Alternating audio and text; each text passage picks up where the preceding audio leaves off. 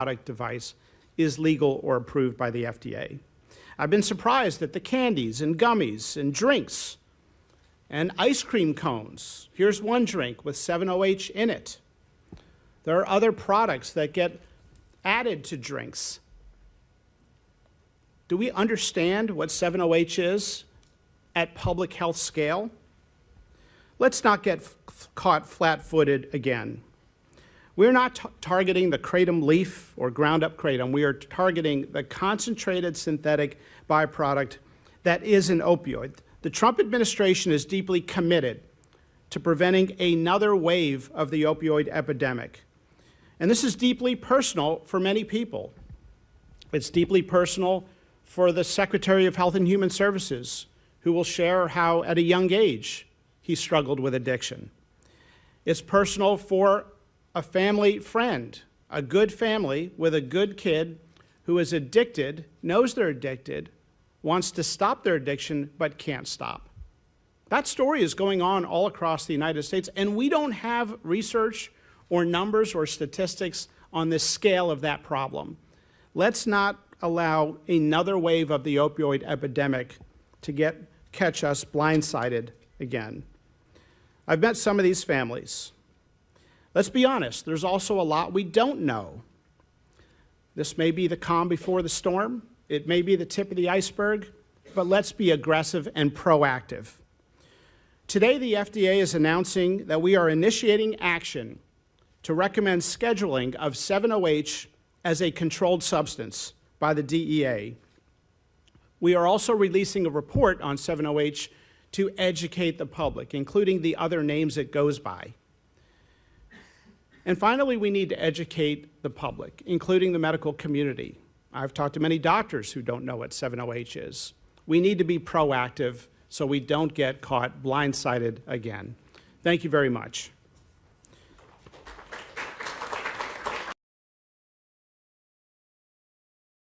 To introduce DEA Assistant Administrator Tom Provoznik. Tom, if you could come up here. He leads the Diversion Control Program Office, and he's worked with HHS to uncover billions in healthcare fraud. Thank you, Tom. Thanks, Marty. Good morning, and thank you all for being here. Let me start by saying DEA's mission is to protect the public health and safety, period. That means taking action when dangerous, unregulated substances threaten American lives. DEA just received the Department of Health and Human Services formal recommendation for 7-hydroxide mitragynine, and now that we have it, we'll review it expeditiously, thoroughly, and in accordance with the law. We don't play politics with science, and we don't cut corners when it comes to public safety. DEA is the agency charged with making the final scheduling decisions under the Controlled Substances Act. But we don't act alone. We rely on HHS and the FDA to conduct rigorous, science-based evaluations, including the 8-factor analysis that considers abuse potential, medical use, and public health risks. DEA will now begin the legal rulemaking process, which includes an opportunity for the public to comment before any final scheduling decision is made. That means full transparency, and all voices will be heard. DEA will do what we've always done: follow science, follow the law, and do what's right to keep our communities safe. Thank you.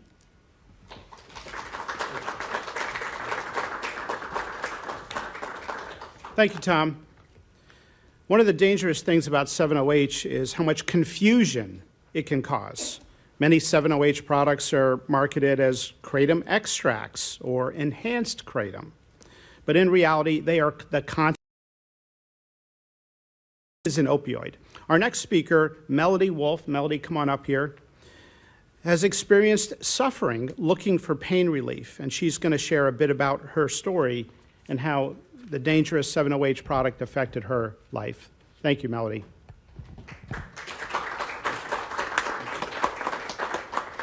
So very good to be here today. My name is Melody Wolf, and I'm from Kalamazoo, Michigan. I have 3 grown children, and I'm going to be celebrating my 39th wedding anniversary on July 31st. So I'm very happy to get to do this and have my family see me doing this today. I'm also a 20-year chronic pain patient. I spent 8 of those years in bed. Our home was a pretty dismal place. My kids had fans on in their rooms at night because they needed to sleep and they couldn't hear me crying in the downstairs. They were able to go to very few activities because I was bedridden. And they had no parent to take them. My husband was working, and so I missed out on a lot of activities that they should have been at. And to be quite truthful, my marriage was headed for a divorce. But remember, I'm celebrating my 39th wedding anniversary soon. I saw many doctors at the Cleveland Clinic, the University of Michigan Rheumatology, and so many specialists. I was taking up to 11 medications at one highest patch count for fentanyl. It didn't really help my pain. It made it easier to take because it made me sleep a lot, it made me groggy, but you know what? It also made me mean. And like I said, our house was a dismal place, and I'm just so thankful that I found a botanical called kratom. And right away, my life improved. I was out of bed, I was doing activities with my kids, and I lost health very negatively. So I got my life back. I've taken tent camping trips to both eclipses, and things just turned around for my family. And in 2022, during COVID time, my daughter and son-in-law lost their childcare. I got a call, "Mom, would you like to come move in with us for the year?" I said yes immediately. "Don't you have to ask Dad?" "No." So it was very, very thrilling for me to get to spend the entire year with my granddaughter. And it was kratom only, the powdered leaf, that saved my life. And now I'm seeing something very dangerous happen. 7-OH is being sold over the counter, and it is not the plant. It's a concentrated substance that is very dangerous to consumers. 7-OH is not what helped me get out of bed and get a quality of life again that I enjoy. I check out my smoke shops to make sure that they're selling products appropriately, that there's labeling on them, that they have a no minors, and that kratom is behind the counter locked up. I did that on Sunday. I said, "Where are your kratom products?" He said, "Oh, here they are." He handed me a 7-OH product. And I said, "That's not kratom," and he was very confused. He said, "It's not, I thought it was." I said, "No, it's not." I briefly explained it to him. And then when I told him that I do not take 7-OH, I never would, he said, "Well, I'm very glad to hear that, because many of my customers tell them that it takes them back to their heroin days." And there is the big danger. So this is what's happening. 7-OH is pulling people away from the opioid use that they've been trying to get away from. 7-OH needs to be off of the shelves. Thank you. Thank you, Melody. Now we're going to hear from Senator Markwayne Mullen from Oklahoma, and he has been a champion in Congress on addressing the opioid epidemic. And so, Senator Mullen, great to have you here, and thanks for speaking. Thank you. Great. Thank you, sir. Appreciate it. You know, we all get involved in issues for purposes of either passion or personal experiences. And with the throughout the country, it's affected almost all of us. either directly or indirectly. For us, my wife and I, it's affected us directly. Unfortunately, we have family members that we love and we want to take care of. And if you've ever dealt with a family member that is struggling with drug use and you're the caregiver of that individual, they go missing for days.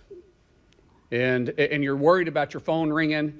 You're afraid to be away from your phone. The phone rings at 2 o'clock in the morning, you pick it up because you're afraid to hear what you're worried about 24/7 is they found him dead. And typically it's, hey, I got arrested, I got in a fight, I'm in trouble, got stabbed, can you come get me? The list goes on. And I could give you horror stories of all the phone calls that my wife and I received over the last 20 years. And then when someone goes and they go to rehab and you get out, and because my Lord, we've been to every rehab center you can imagine, and I'm sure some of you guys have experienced the same thing. And they're clean, they're doing better, and they find out they can go to a gas station or a vape shop or a skate shop or a bike shop, and they can find something that's legal for them to take that gives them the same high, and they can still pass drug tests even though they're on probation, and yet it's a road to the same addiction. And you see the pattern, you see it in their face, you see it in their eyes, you see it in their words, you see it in their behavior, and you're going, oh my gosh, here we go again. And you go get them drug tests and they're passing, you're going, what is going on? How can they pass this? What are you doing? I'm not doing anything. I'm not doing anything illegal. But you can read it because you've been with that loved one so long, you see it, and you're helpless. And once again, you know where the road is headed. And then honestly, those of our family members that we've struggled with addiction, when they actually get put in prison, it's probably the first night you actually sleep well. Because you know where they're at. You know you're not going to get that phone call. You don't like it, but you can breathe for the first time. And in our case, a person gets out after years in prison, and they find it in a drugstore again. And these individuals that are selling it know what they're doing. They know the individuals they're targeting. They know the loophole and selling it as a dietary substance. Well, they probably do lose weight, but not for the purpose that we would like them to. And now that industry has grown from nothing to over a $9 billion industry. More than even opioids that are selling on the street, which is at $5 billion a day. Because they justify it. It's legal. But it's an addiction that's ruining lives. It's an addiction that's truly killing people because it leads them down a road that sometimes they'll never recover from. And we've known this. And for the first time, we have a secretary that not only has a backbone to do something about it, but he does it because he has personal experience. He understands addiction better than probably any of us in this room.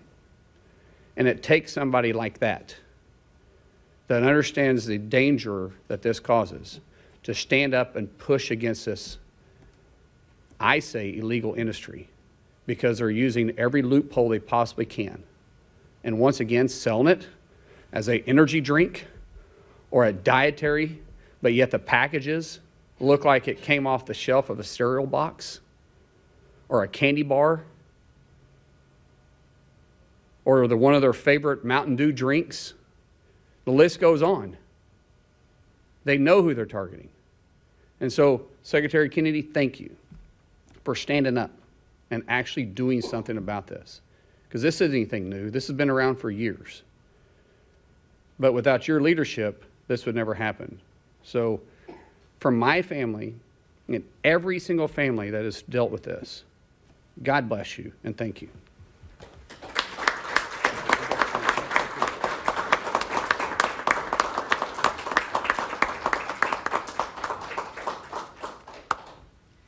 Thank you very much. Thank you for those kind words. I'm Mark Lane. Thank you to Jim O'Neill, to Tom Brzoznik, to Marty McCary, and to Wendy as well. Thank you for that, for sharing your story. I spent 14 years as a heroin addict, and I've been 43 years in recovery. And so I spent a lot of time talking about addiction and reading about it. And typically in most societies, you have about 10% of the population that suffers from addiction. But when there is availability, that can become a crisis. And you can have, for example, in Yemen, virtually 100% of the adult population is addicted to khat, because it's available on every corner. And my addiction started because of let me say this, it was precipitated by availability. In April of 1968, 3 months before my dad died, the French Connection, the biggest heroin bust in history, heroin recovery, happened all together. They got out of one automobile 200 pounds of heroin, of pure heroin, and they ended up getting, I think, about 1,600 pounds over time. That heroin was then stolen from the evidence locker room in the Manhattan DA's office, and it was distributed on the streets of New York. And for several years, there was $2 heroin, so it was available in deuces. And there were people on every corner in Harlem, every corner in the Lower East Side, who were selling $2 heroin. And 72nd Street in Central Park, there were over 100 dealers selling it at that time. And, you know, I had iron willpower in other parts of my life. I gave up candy for Lent when I was 13. I never ate candy again until I was in college. I gave up desserts for Lent the following year, and I never had another dessert till I was playing sports in college and trying to bulk up for sports. I felt I could do anything with my willpower, but this compulsion was absolutely impervious to my will. And part of the problem was just the availability. It was too easy to get this drug for me. And if you look at the waves of addiction that Marty talked about throughout history, they're all precipitated by availability. Morphine was invented in 1803, and during the 1880s and 1890s, there was an addiction crisis in this country. One, because of the availability of opium that was coming in through immigrant supply chains. And the other was there was a lot of Civil War veterans who had become addicted, and it was widely available. Cocaine was available in medicinal drinks and in popular drinks like Coca-Cola. And Congress, in response to that crisis, made heroin and cocaine illegal in 1914. And we had a break from it for many, many years. And then the drug culture began in the 1960s, where it was psychedelics, et cetera. But the real addiction crisis began after 1969, when that heroin became available. And you got a whole generation that was hooked on that. And then in 1970, Congress again acted to criminalize heroin possession. And we got a little bit of freedom until the 1980s, when there was the drug cartels in Mexico and elsewhere developed supply lanes through the Bahamas and Mexico that the DEA was not ready for at that time. There were huge surpluses of cocaine in our country, and the drug dealers figured out a way to market it very cheaply through a new form of cocaine called crack. And throughout the 80s and 90s, we had the crack crisis in our country because of the availability. And then in 2000, we had the oxycodone crisis because suddenly opiate pills were available, partly because of the agency capture at FDA that Marty is now dismantling. And with that, FDA's action abetted that crisis. And so when we have that availability, We're still losing 80,000 kids a year. 3 years ago, we lost 106,000 kids to addiction. That's double the number of children that died, of American kids who died during the 20-year Vietnam War. It's 2 Vietnam Wars worth of casualties a year from this crisis. And as Mark Wayne said, all of us are touched. President Trump is touched. His family also suffered from addiction. My family, I lost a brother to this disease. I lost a niece during COVID, a niece who I raised in my house, who was like a daughter to me. I lost another niece to injuries, who's now a quadriplegic because of this disease. But all of our families are touched, every American family. The financial cost to our country is in the trillions. And what we're determined to do is to avert a 4th wave of addiction. You know, I became an addict because it was so available, but I still had to go to Harlem, or I had to go to the South Bronx, or I had to go to the Lower East Side. And now you can go to any gas station. And the people who are marketing these drugs, we were met with Pam Bondi yesterday, talking about this issue, and with these people from the DEA, and they showed us maps of the places where the vape shops and the smoke shops where this stuff is being sold. And they're around military reservations in our country, and there's, you know, the DEA has done measurements of urine in our troops, and they're skyrocket. The more it's directly correlated to the number of vape shops in their area. They're putting them around schools, they're putting them in our poorest neighborhoods, and now they're putting them in every gas station. And they're marketed for children. They're gummy bears, they're bright colors, they're candy flavored.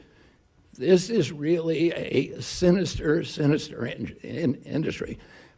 As Marty pointed out, our agencies have been asleep at the wheel for all of these other crises. And now we're going to wake up and we're going to stop this before it starts. So I want to thank all of these ladies and gentlemen for their commitment to making sure that this does not happen again in our country and averting the 4th wave of addiction. Thank you very much.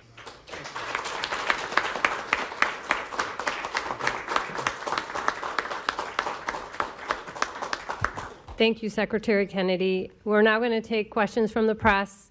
If you can please keep your questions to the reason we're here today, and also give your first name, last name, and outlet. We have a microphone for you. David Lim with Politico. Thanks for taking my question. In 2018, former FDA Commissioner Scott Gottlieb said FDA scientists conducted an analysis suggesting that kratom compounds had opioid-like properties. And he said that there is, quote, no evidence to indicate kratom is safe or effective for any medical use. I know the FDA's warning letters and the actions today are concentrated on concentrated 7-OH products, but does the government today believe kratom itself is safe to consume? And then secondly, the DEA previously attempted to temporarily schedule 7-OH in 2016 before backing off after receiving public blowback. Is the Trump administration prepared to finalize the scheduling process, even if it receives similar concern now? So first of all, we're not prepared to say anything is 100% safe, especially when it has psychoactive properties. But what we are saying is that our focus is on synthetic concentrated kratom. And you point out a good point, and that is that if we talk about all 7-OH, then we're not distinguishing to the public the risk stratification of the synthetic concentrated from the trace amounts of 7-OH that naturally appear in the kratom leaf and have for centuries and have been used in teas and other things. So our scheduling recommendation will delineate trace amounts from synthetic concentrated amounts. Great question. Thank you.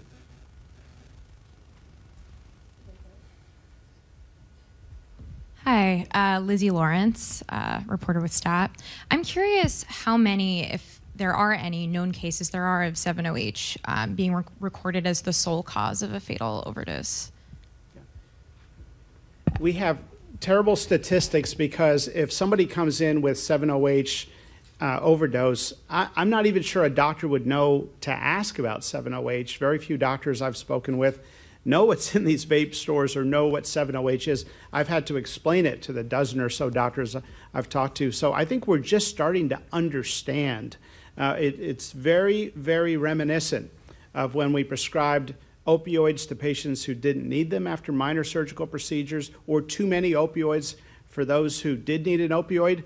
And we would notice some people were coming back for refills at a very high rate, but we hadn't put the two together because we hadn't recognized the addictive nature. So we need better statistics. There is a commitment from NIH to do some research to try to understand this, but this is not something where, after 50,000 Americans have died from it, we want to start that process. Thank you, Lizzie. Hi, Sarah Overmall, CNN. To David's question, what kind of regulation and guidance or scientific evaluation could we see in the future about natural kratom? Look, I think there have been physicians who have had concerns about some claims around natural kratom. We have to prioritize what we work on. So we are going after the killer first, which is the synthetic concentrated kratom, and then we can look into that other question. But we think it's night and day in terms of the public health risk. Thank you.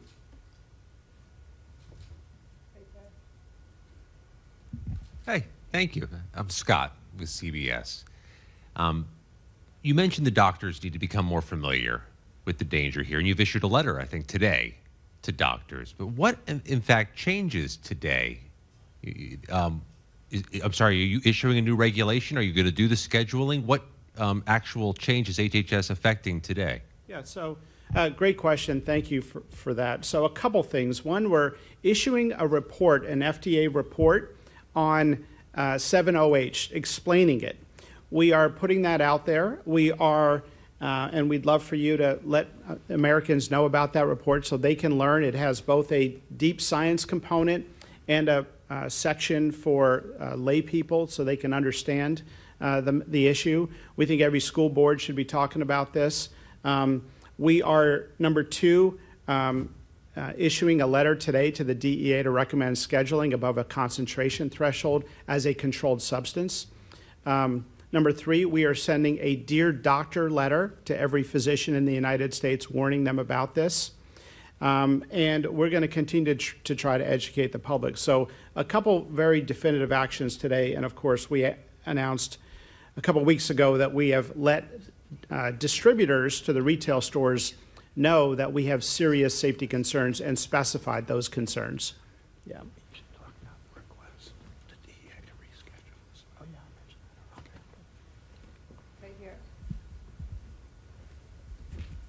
Hi, Margaret Manta with Notice. You said that you're thinking about this in terms of concentration, where it's like trace amounts of 7-OH and kratom versus, the much more concentrated product. Is this a framework that you think the FDA could use for other dietary supplements? I think it's a good idea. Thank you for suggesting it. We do something called an 8-factor analysis. So our scientific team and the scientific team at the DEA independently try to evaluate, is there a threshold? And they look at animal studies and a whole bunch of other criteria to look at dependence and addictive thresholds. So we have a threshold that is calculated in 2 different mathematical ways to try to distinguish what we're talking about with concentrated kratom from the trace amounts that appear in the kratom leaf. Thank you.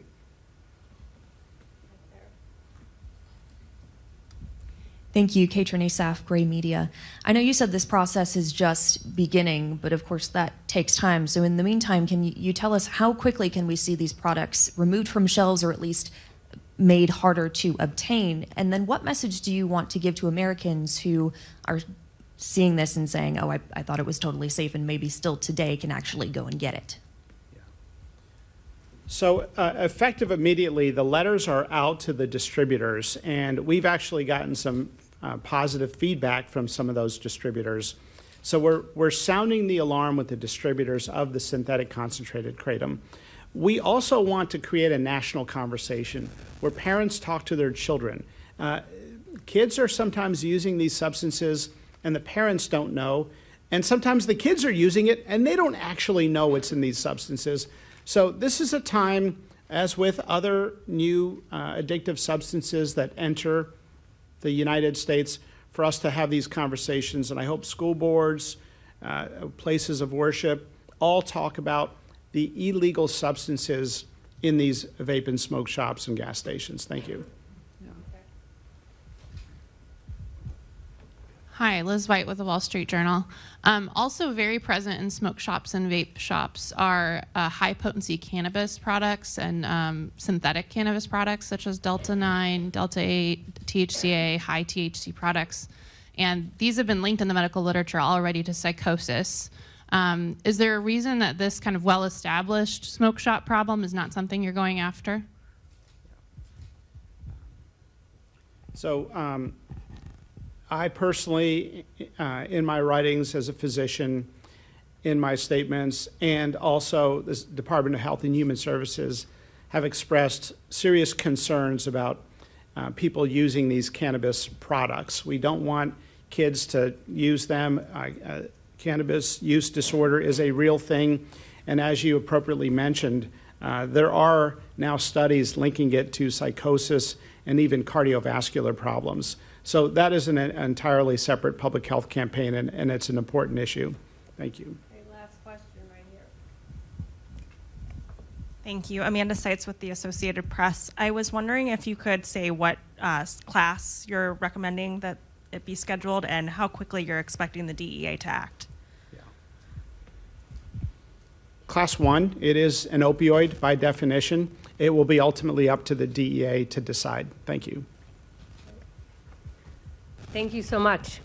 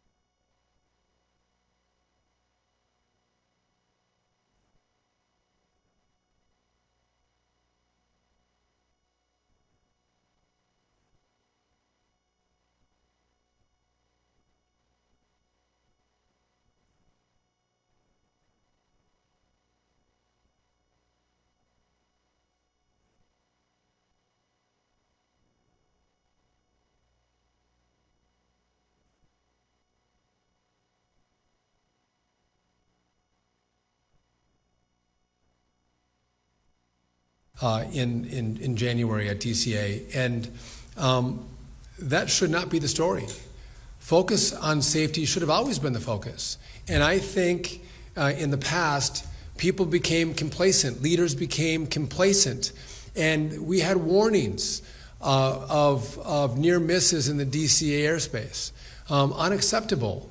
And so I think at this moment, by the way, because of the great partnership with the families, and I couldn't ask for better partners, constructive, insightful, helpful, paying this forward to make sure no other family goes through what they went through is just been a godsend to make our skies safer. And I thank you all for your effort. But this is the right step. This is the right approach. And by the way, Senator Cruz is a Republican. This is not partisan. Safety is not partisan. It is Democrats and Republicans, House, Senate, DOT, FAA, the President's administration. All of us want to make sure we're safe. And so, Senator, I commend you for this bold effort and rallying the forces in this body to make sure we lead and make sure our skies continue to be the safest in the world. And this is one giant leap that's going to help make that happen. And I look forward to working with you and your colleagues to advance this cause. So thank you for driving. Again, 22 years ago, the NTSB recommended this. By the way, sometimes people get concerned about cost. And I don't think we should be concerned about cost when it comes to safety. But I was talking to the administrator of the FAA.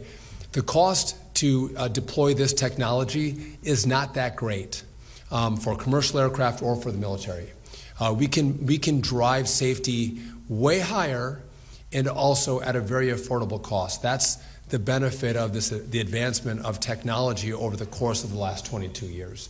And so this is doable, and I think the American people expect this from this body, this administration, to keep them safe. And so with that, thank you for having me, and look forward to working with you, Senator. Thank you very much. I now turn to Doug Lane, whose wife, Christine, and 16-year-old son, Spencer, were killed in the accident. He is also here representing the other families of Flight 5342. Thank you, Chairman. And I also just wanted to acknowledge Ben Stuhl, who's also here with me from the family group. He lost his partner, Melissa McAndry, on the flight. First off, we want to extend our sincere appreciation to Chairman Cruz, his co-sponsors, Senators Moran, Marshall, Schmidt, Blackburn, Budd, and Sheehy, for introducing the Rudder Act, a significant effort aimed at strengthening aviation safety and oversight. Chairman Cruz has been one of our most consistent and strongest voices for the families of Flight 5342 and for overall aviation safety reform. The Rudder Act reflects many of the priorities our families have been advocating for since the tragic loss of Flight 5342 6 months ago today. We're especially encouraged by the stronger ADSB requirements in the bill, as well as the requirement for an Army Inspector General to conduct an audit into the Army's role in our accident. These measures are essential steps towards ensuring that the failures which led to this tragedy are never repeated. While we know this bill represents an important starting point, we also know it will take bipartisan momentum to ensure aviation safety. We are eager to see what Chairman Cruz and Ranking Member Kent will achieve on the Senate floor to build on this foundation to build the strongest possible protections for all who fly. This is not about politics for us, it's about saving lives. Every meaningful step towards transparency, accountability, and safer skies is a victory for every family who has suffered an unimaginable loss. Please be sure to follow along as we continue our advocacy efforts at flight5342.org. Thank you so much for allowing us to be here today. Well, thank you, Doug, and thank you for your strength and courage to stand up and fight in the face of truly horrific loss. I now turn to Tim and Sherry Lilly, the parents of Sam Lilly, the first officer of Flight 5342, for their words. Tim and Sherry.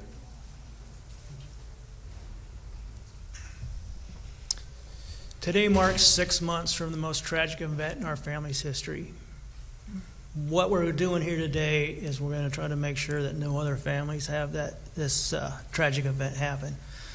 I want to especially thank Secretary Duffy, because when we met with him, he took our concerns, he took them to heart, he went to running with it. He showed compassion for not just our family, but for the entire traveling public. And so we're going to stick with him and see this thing through. We're going to modernize the air traffic control system. We're going to get all the air traffic controllers back on the job. And then I really want to thank Chairwoman Harmony. She has led the NTSB in one of the most difficult processes that's happened in years, and she's kept us informed. She's given us every opportunity to have a voice, and we just really appreciate that. From the day that we met with Chairman Cruz, he really set in motion that this is not going to be Sam's legacy to die in vain. 67 really great people lost their lives that night, and there's no reason for that. What we have here is legislation, if it's passed, is going to close some very important safety loopholes so that this never has to happen again. Thank you so much, Chairman, for asking us to be here today and to take action out of our grief to avoid this type of tragedy from ever happening again. Both Chairman Cruz and Ranking Member Cantwell have been so compassionate and demonstrated such empathy for our families. We greatly appreciate the leadership that they have both demonstrated on this topic of aviation safety, not just for our families, but as Tim said, for the flying public, for everyone, whoever sets foot on a plane and flies in our national airspace. In addition, we're very, very thankful for the senators who came together with Chairman Cruz to sponsor the Rotor Act. We appreciate Senator Moran, Marshall, Schmidt, Blackburn, Budd, and Sheehy for their very demonstrated leadership also on this topic.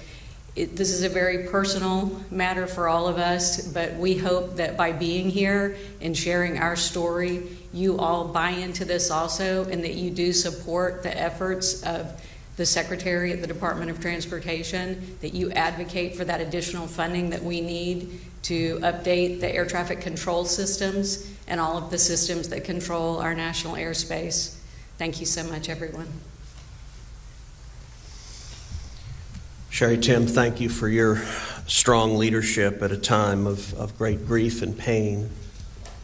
Thank you for using that grief to try to protect the flying public, try to protect every one of us. I know every time now that I land at Reagan, including yesterday just getting here, I suspect I'm not the only one who looks out the window and thinks about what could happen, and we're acting today to protect the flying public going forward. I now want to introduce National Transportation Safety Board Chairwoman Jennifer Homendy to discuss her investigation and her efforts to identify the operational breakdowns and safety gaps in the airspace.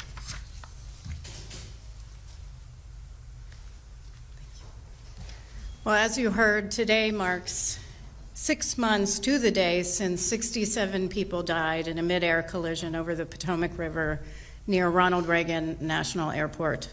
That's 67 mothers, fathers, sisters, brothers, children, friends, as well as 3 highly respected soldiers who dedicated their lives to defending our nation.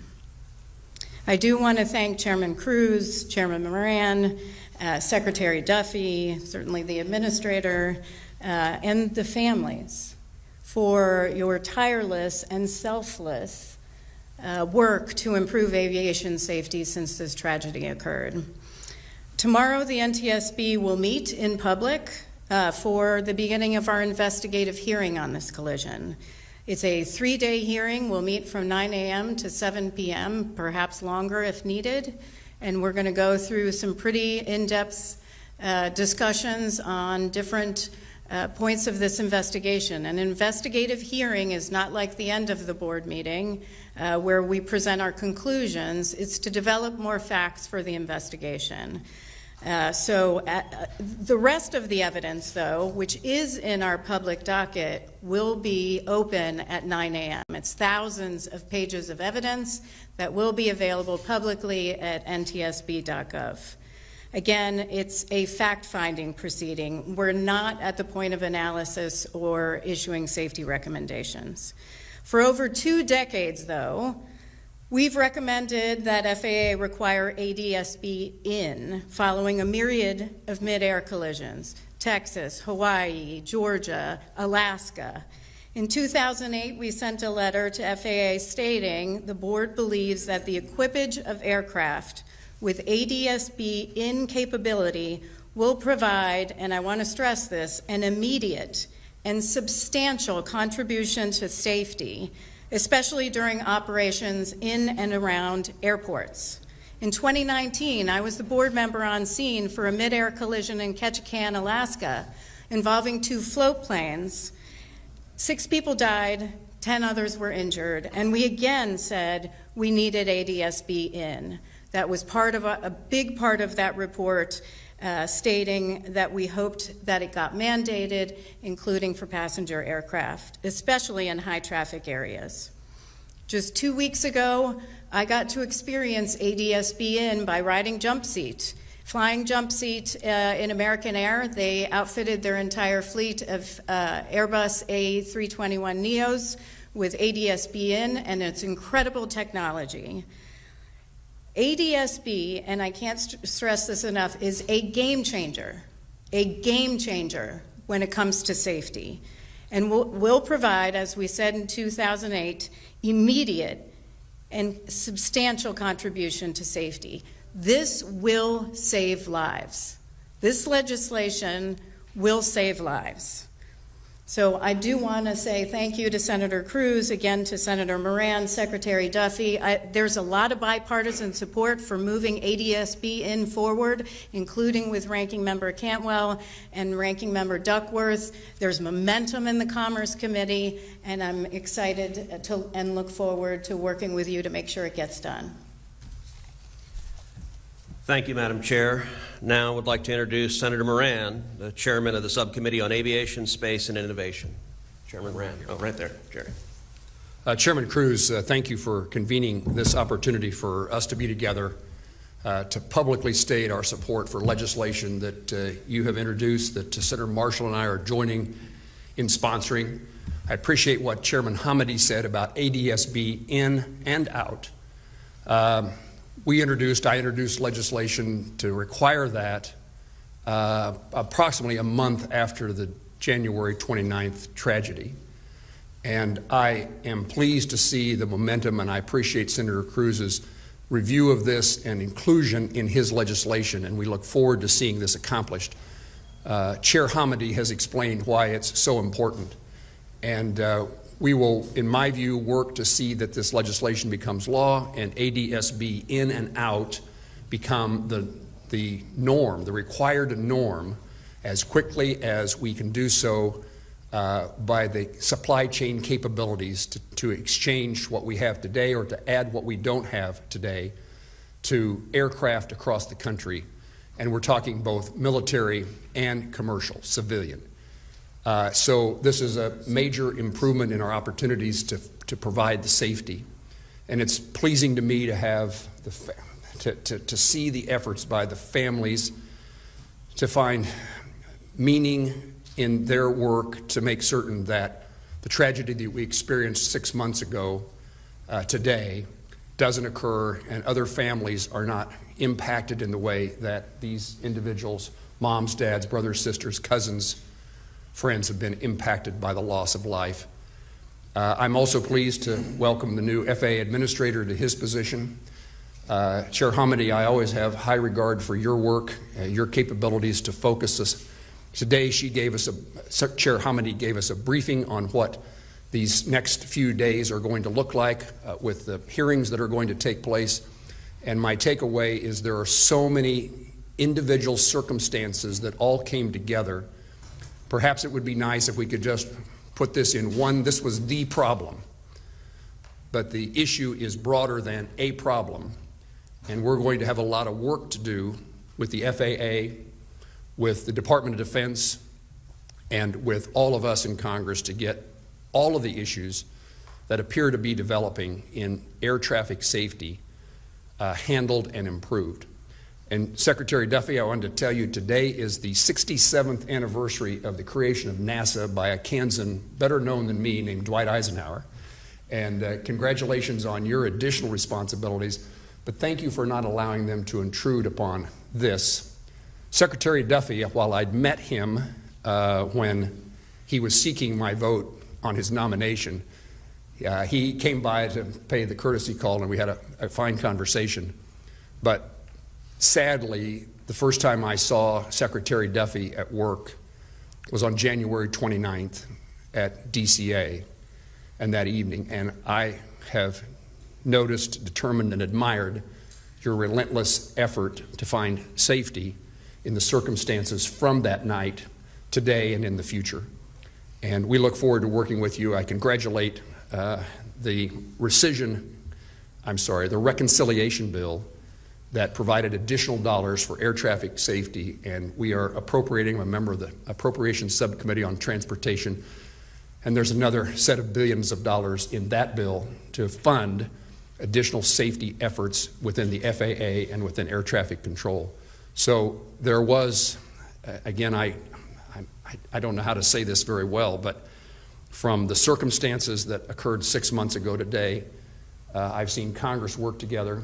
I've seen the administration and the legislative branch come together and the executive branch to make certain that we find the right answers to prevent tragedies from occurring as they did just such a short time ago.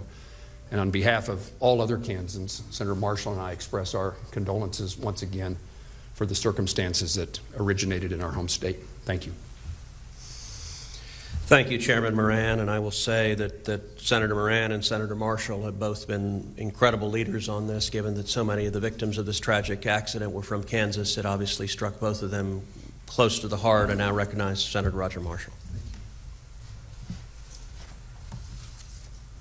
Well, thank you, Senator Cruz, for your leadership and inviting us to participate. And to all my fellow speakers up here, thank you.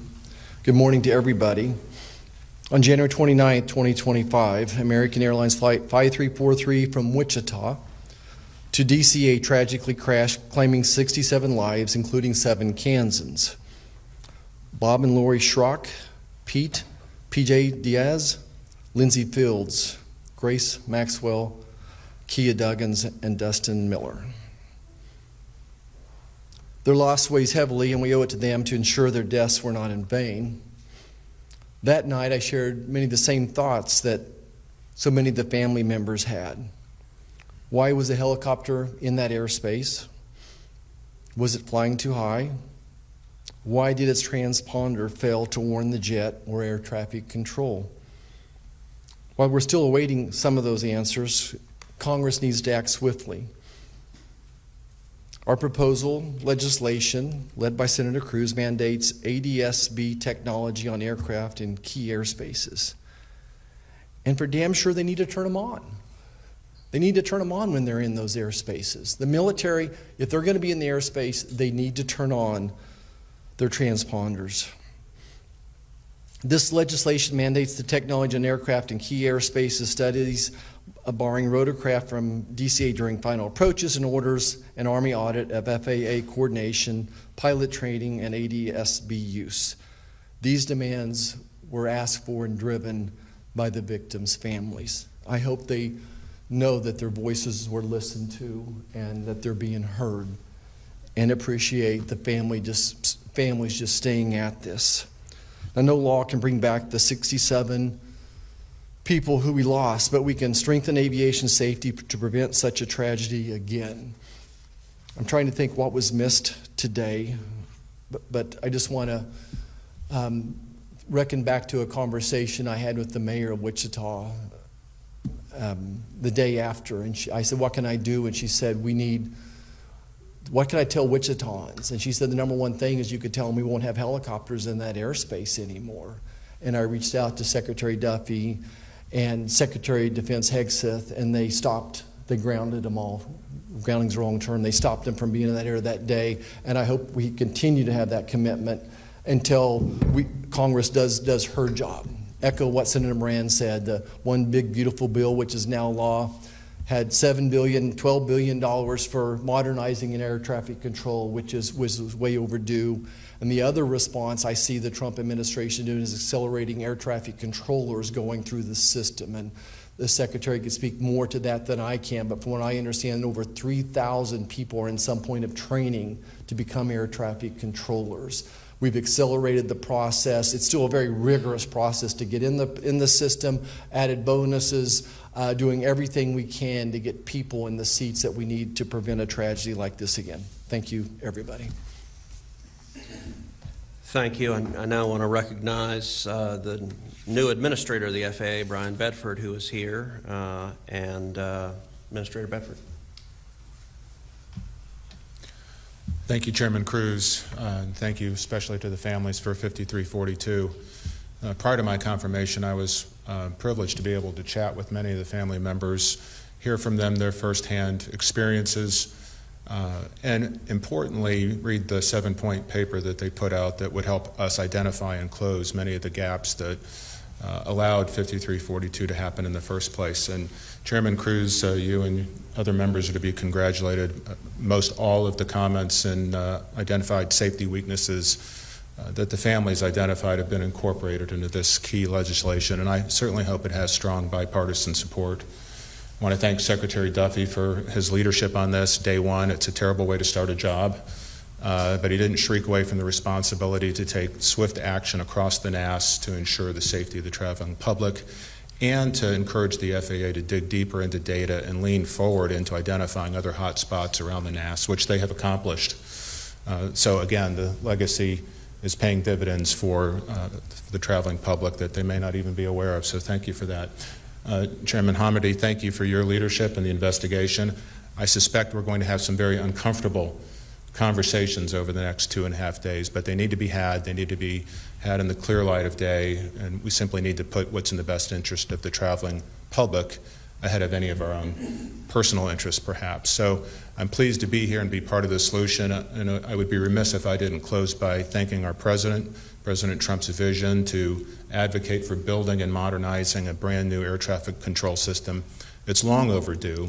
It's absolutely critical for the safety of the traveling public that we make this investment, get it right, and continue to support advances in technology and in making sure that we have the best people, they receive the best training, and have the best equipment possible to keep our NAS safe. So for all of your leadership, everyone gathered here today, thank you for your support.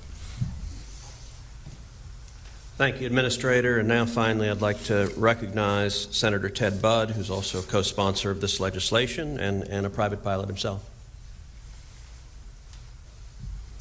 Thank you, Chairman. Thank you all for being here. You know, I wish we weren't here because I wish this wasn't an anniversary at all. I wish this tragedy had never happened, especially since it was preventable.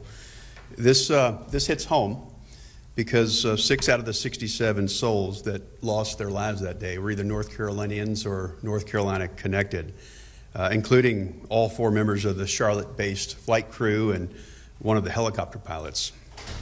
I'm hopeful that our efforts in Congress starting today are going to make a difference in making our entire air traffic control system and our airspace a lot safer.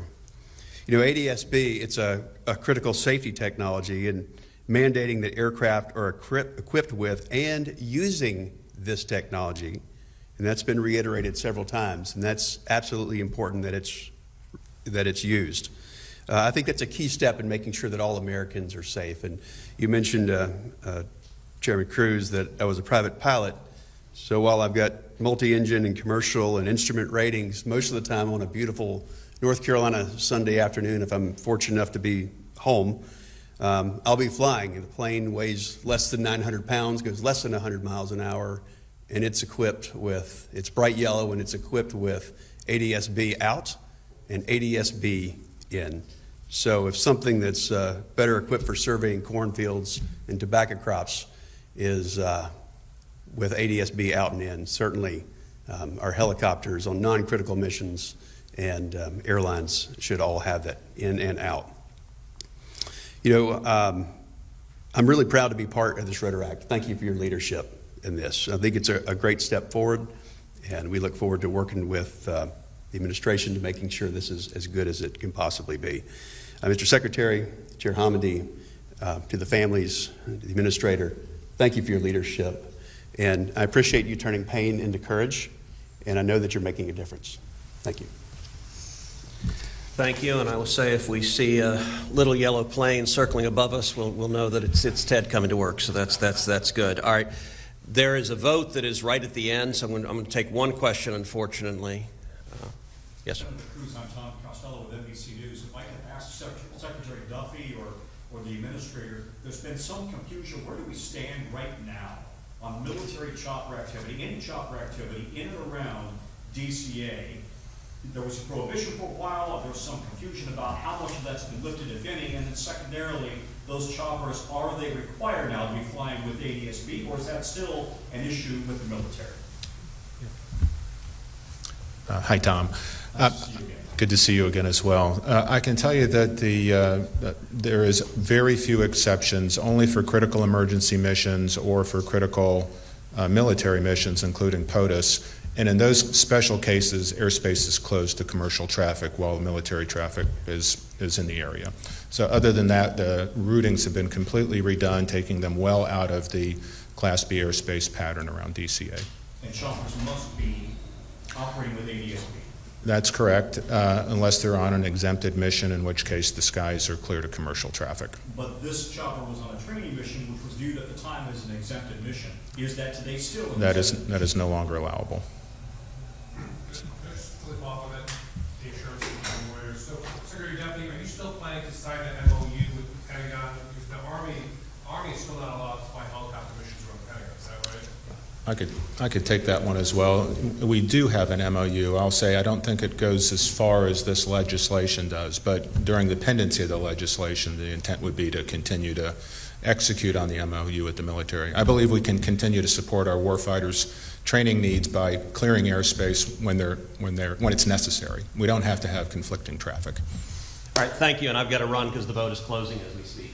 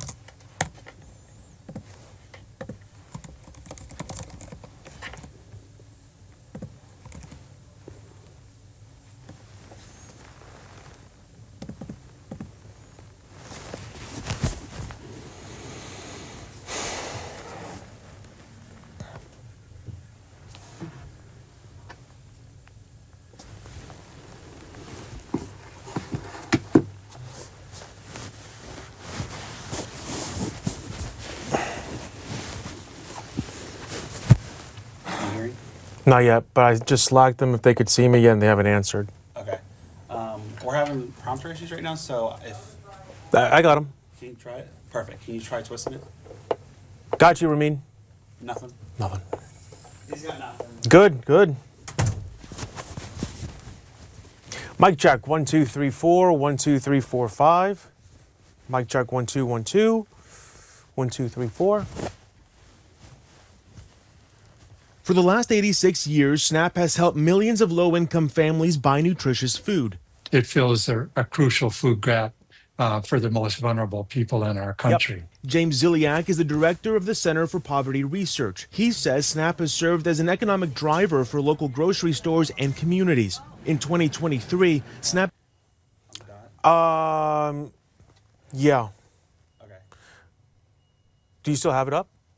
Yeah, so I have it, I switched prompter computers. I got it already for you. Oh, okay. So we're trying to get control with that prompter controller through this computer, but I may just have to just run it for you real quick, so.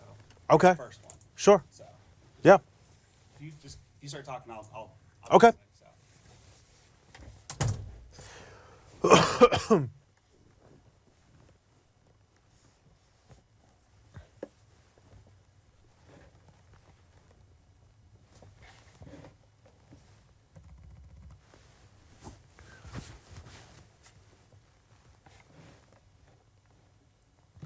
Good evening, John. SNAP, formerly known as Food Stamps, provides assistance to Good evening, John. SNAP, formerly known as Food Stamps, provides assistance to more than 42 million people.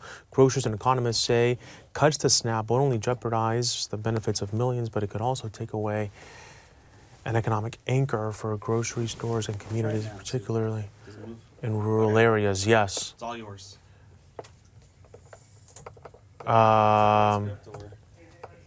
Yeah, it's on something else, but I got it now. Okay. Yeah. Your script is good? Mm-hmm. Cool. Okay. Have fun. Thanks.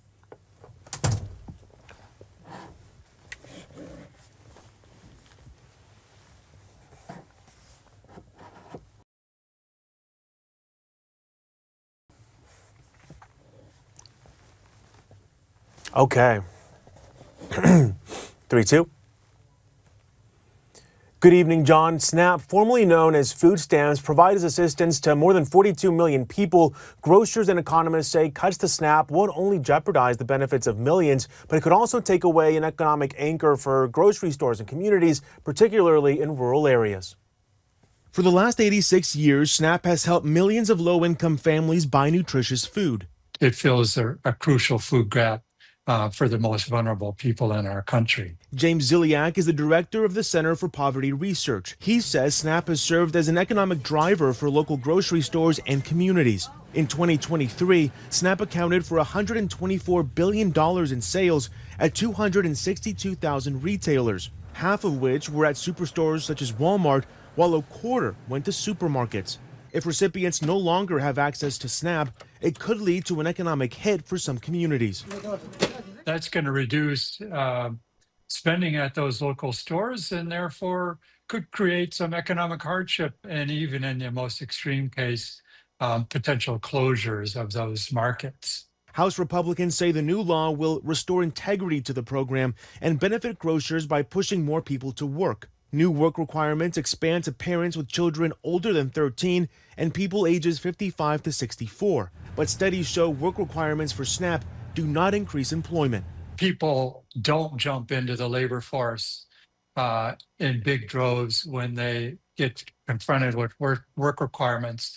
But what they do tend to do is drop out of the program altogether. They're going to become more reliant on food pantries or churches or other charitable organizations to provide assistance. A study earlier this year by the nonprofit research group Commonwealth Fund estimated that cuts to SNAP could result in the loss of 143,000 food-related jobs in agriculture, retail, grocery, and as well as food processing. SNAP recipients receive on average about $6.16 a day, according to the Center on Budget and Policy Priorities. In Atlanta, Ivan Rodriguez, WECT News.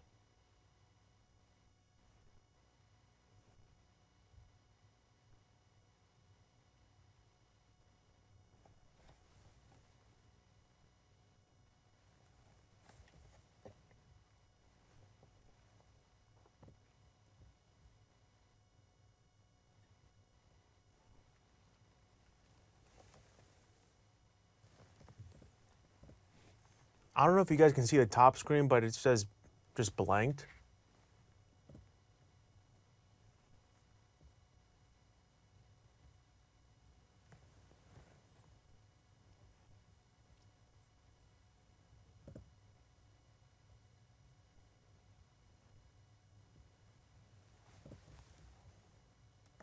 I can hear you.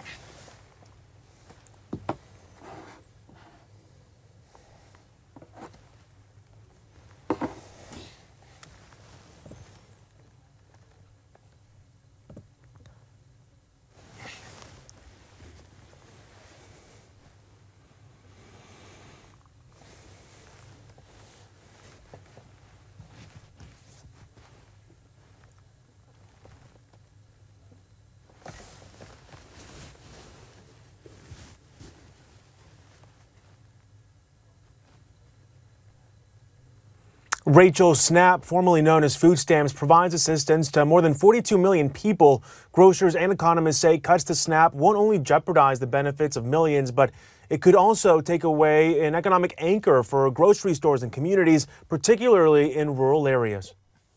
For the last 86 years, SNAP has helped millions of low-income families buy nutritious food.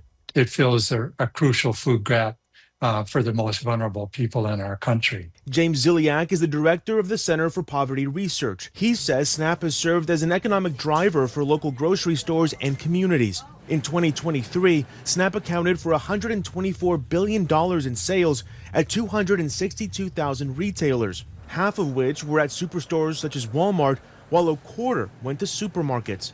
If recipients no longer have access to SNAP, it could lead to an economic hit for some communities. That's going to reduce spending at those local stores and therefore could create some economic hardship and even in the most extreme case, potential closures of those markets. House Republicans say the new law will restore integrity to the program and benefit grocers by pushing more people to work. New work requirements expand to parents with children older than 13 and people ages 55 to 64. But studies show work requirements for SNAP do not increase employment. People don't jump into the labor force in big droves when they get confronted with work requirements. But what they do tend to do is drop out of the program altogether. They're going to become more reliant on food pantries or churches or other charitable organizations to provide assistance. A study earlier this year by the nonprofit research group Commonwealth Fund estimated that cuts to SNAP could result in the loss of 143,000 food-related jobs in agriculture, retail grocery, and food processing. SNAP recipients receive on average about $6.16 a day, according to the Center on Budget and Policy Priorities. Rachel?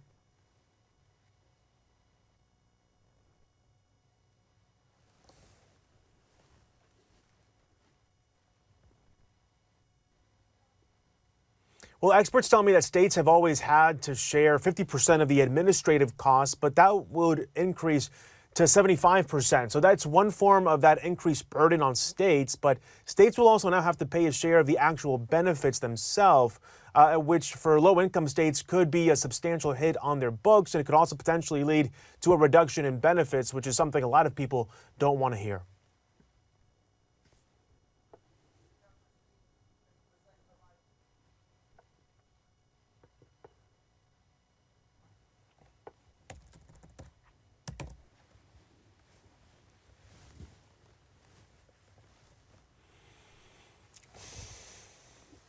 All right.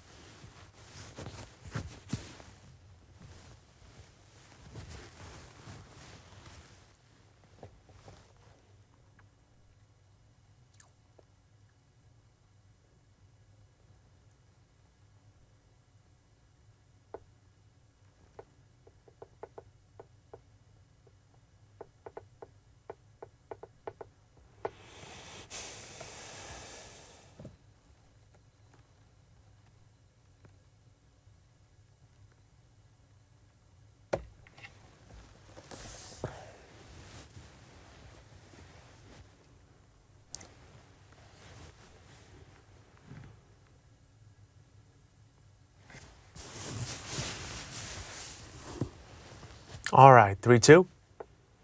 SNAP, formerly known as food stamps, provides assistance to more than 42 million people. Grocers and economists say cuts to SNAP won't only jeopardize the benefits of millions, but it could also take away an economic anchor for grocery stores and communities, particularly in rural areas. Tag 3-2.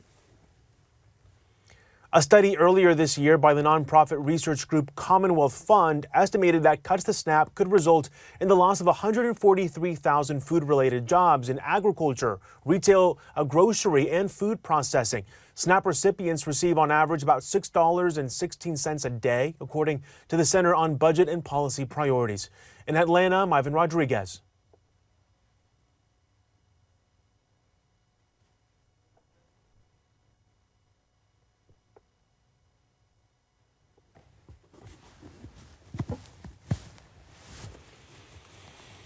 .30.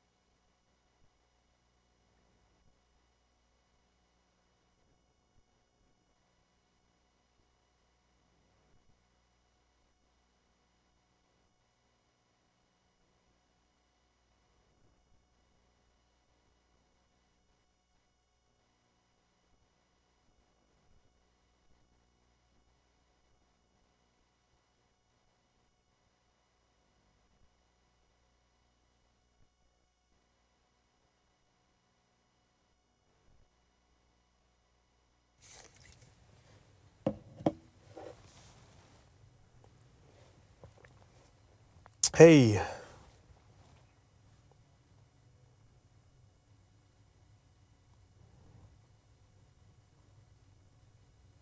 Okay.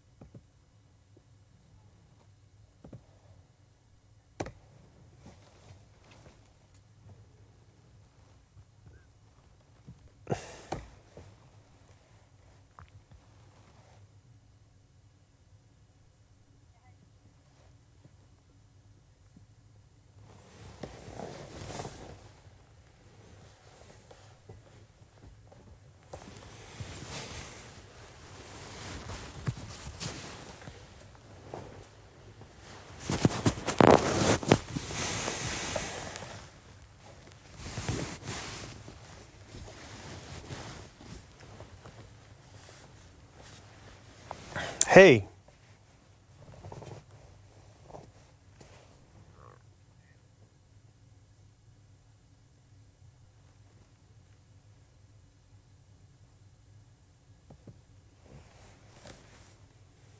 2 more minutes, all right.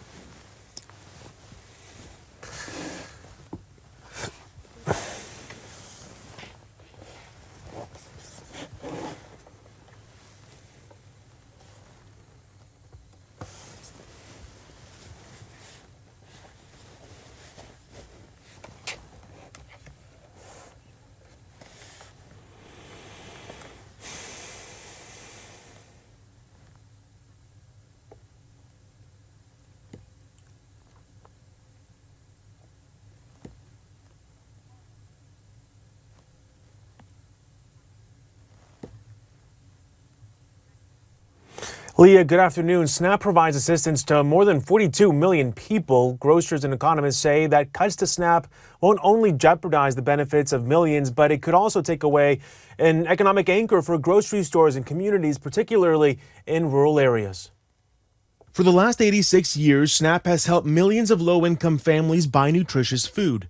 It fills a crucial food gap for the most vulnerable people in our country. James Ziliak is the director of the Center for Poverty Research. He says SNAP has served as an economic driver for local grocery stores and communities. In 2023, SNAP accounted for $124 billion in sales at 262,000 retailers, half of which were at superstores such as Walmart, while a quarter went to supermarkets. If recipients no longer have access to SNAP, it could lead to an economic hit for some communities. That's going to reduce spending at those local stores and therefore could create some economic hardship and even in the most extreme case, potential closures of those markets. House Republicans say the new law will restore integrity to the program and benefit grocers by pushing more people to work. New work requirements expand to parents with children older than 13 and people ages 55 to 64. But studies show work requirements for SNAP do not increase employment. People don't jump into the labor force in big droves when they get confronted with work requirements. But what they do tend to do is drop out of the program altogether. They're going to become more reliant on food pantries or churches or other charitable organizations to provide assistance. A study earlier this year by the nonprofit research group Commonwealth Fund estimated that cuts to SNAP could result in the loss of 143,000 food-related jobs in agriculture, retail, grocery, and food processing. SNAP recipients receive on average about $6.16 a day, according to the Center on Budget and Policy Priorities. Leah?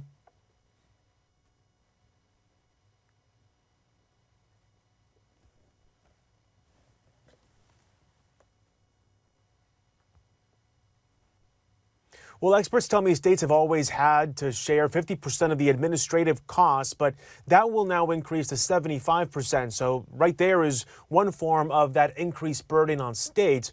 But states will also now have to pay for a share of the actual benefits, which for low-income states could be a substantial hit on their books and could potentially lead to a reduction in benefits.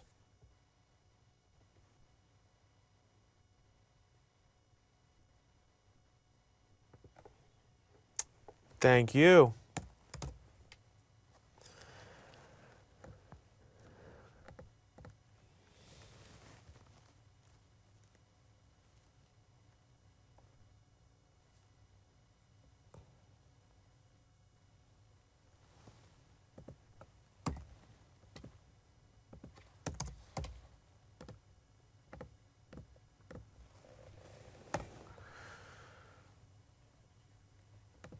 I got you.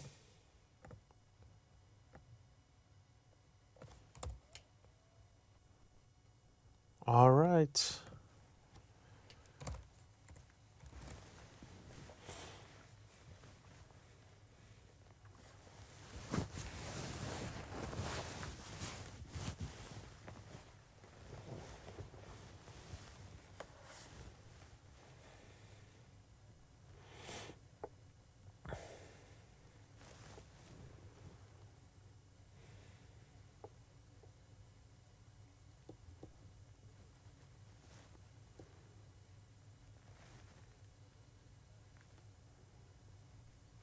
Tarek, SNAP provides assistance to more than 42 million people. Grocers and economists say that cuts to SNAP won't only jeopardize the benefits of millions, but it could also take away an economic anchor for grocery stores and communities, particularly in rural areas.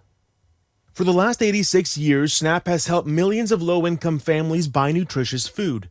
It fills a crucial food gap for the most vulnerable people in our country. James Ziliak is the director of the Center for Poverty Research. He says SNAP has served as an economic driver for local grocery stores and communities. In 2023, SNAP accounted for $124 billion in sales at 262,000 retailers, half of which were at superstores such as Walmart, while a quarter went to supermarkets. If recipients no longer have access to SNAP, it could lead to an economic hit for some communities. That's going to reduce spending at those local stores and therefore could create some economic hardship and even in the most extreme case, potential closures of those markets. House Republicans say the new law will restore integrity to the program and benefit grocers by pushing more people to work. New work requirements expand to parents with children older than 13 and people ages 55 to 64. But studies show work requirements for SNAP do not increase employment. People don't jump into the labor force in big droves when they get confronted with work requirements. But what they do tend to do is drop out of the program altogether. They're going to become more reliant on food pantries or churches or other charitable organizations to provide assistance. A study earlier this year by the nonprofit research group Commonwealth Fund estimated that cuts to SNAP could result in the loss of 143,000 food-related jobs in agriculture, retail, grocery, and also food processing. SNAP recipients receive on average about $6.16 a day, according to the Center on Budget and Policy Priorities. Tarek?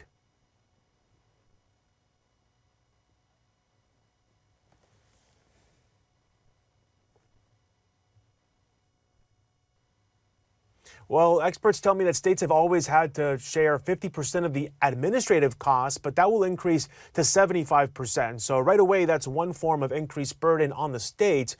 But states will also now have to pay for a share of the actual benefits, which for some low-income states could be a substantial hit on their books and could potentially even lead to a reduction in benefits.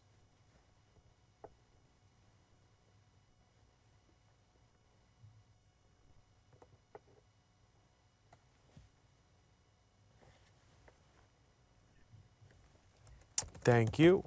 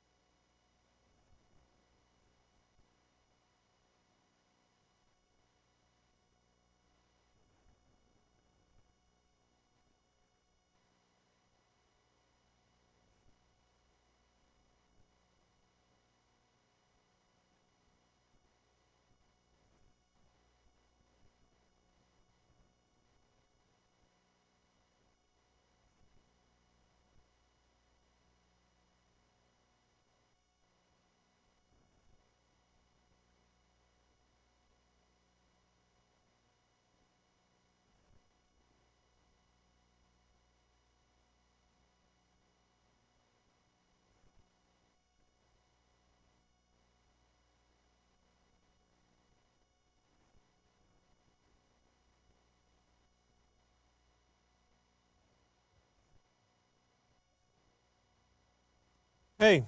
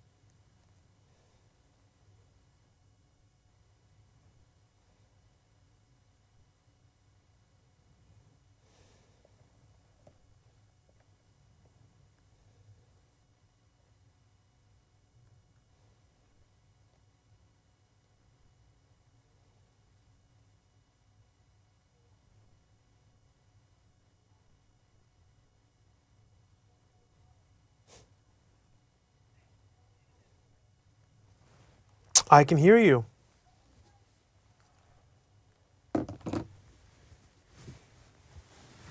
Awesome. And it's Isley and Kaylin?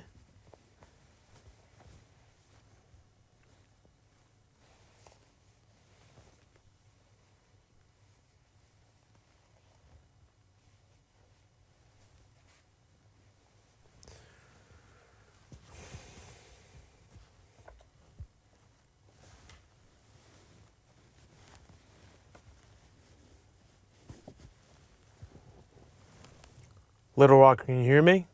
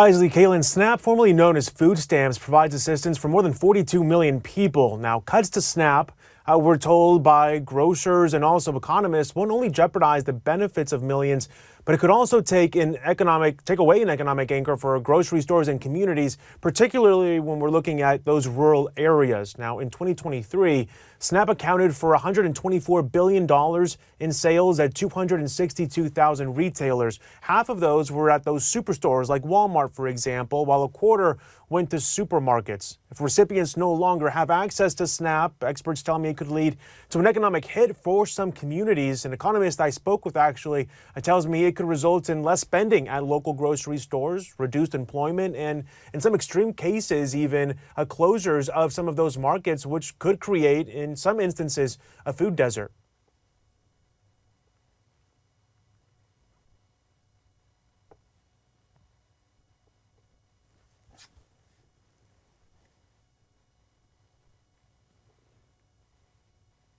So those new work requirements will expand to parents with children older than 13 and also people ages 55 to 64. But studies show that work requirements for SNAP do not necessarily increase employment. Instead, people could just drop out of the program altogether and become more reliant on things like food pantries or charitable organizations in order to get the assistance that they need. A study actually earlier this year by the nonprofit research group Commonwealth Fund estimated that cuts to SNAP could result in the loss of 143,000 related jobs in agriculture, retail, grocery, and also food processing. So you're really looking at an impact in various different sectors here.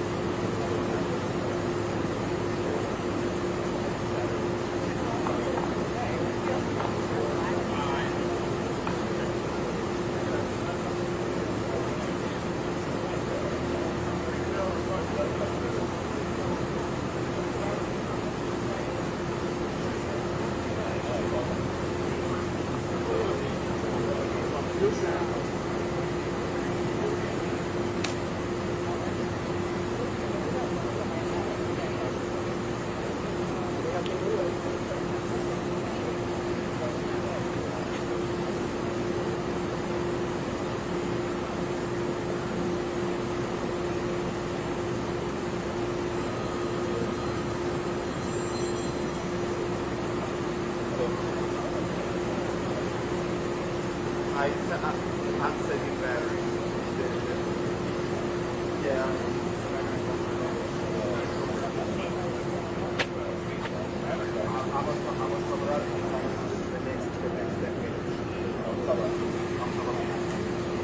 Oh, you going? Thank you all for your patience. Captain Florio will be right out in the next 2 to 3 minutes.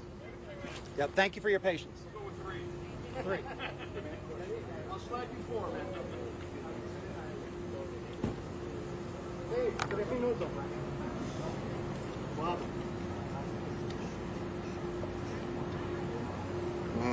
Why did they move it so far? I don't know. He's going to be here. You guys going to get this audio? 1, 2, 1, 2, 3, 3, 3. Check. You guys all hear this? The best we got. Spanish, say something. There's too many mics. Poquito. Hola. Hi. Hey, there's too many mics to go on that table. On this table, yeah. I hope you get it. This person. You don't want it like lower and here, and for them to be like this. Fuck it. This is the best way you're gonna do. So, look at this. I'm just gonna. Look at that. I'm just gonna put mine right there.